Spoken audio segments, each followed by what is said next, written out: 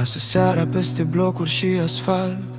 Vântul poartă vise fără niciun rezultat. Merg încet pe străzi ce parcă dorm acum, iar gândurile mele se pierd pe același drum.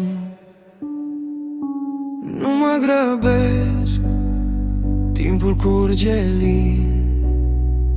Tot ce-a fost greu se transformă în senin. Sub luminile orașului las grijile să plece în vânt. În ritmul nopții mă regăsesc, fără promisiuni, fără cuvânt. Sub luminile orașului totul pare simplu, iar doar eu și cerul peste noi, într-un moment care nu dispare.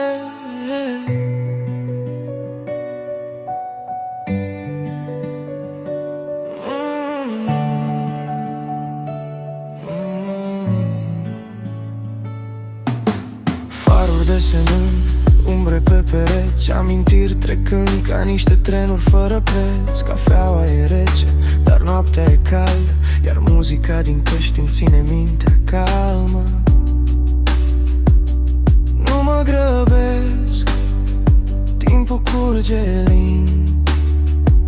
Tot ce-a fost greu se transformă în senin. Sub luminile orașului las grijile să plece în vânt. În ritmul nopții mă regăsesc, fără promisiuni, fără cuvânt. Sub luminile orașului totul pare simplu, iar doar eu și cerul peste noi, într-un moment care nu dispare.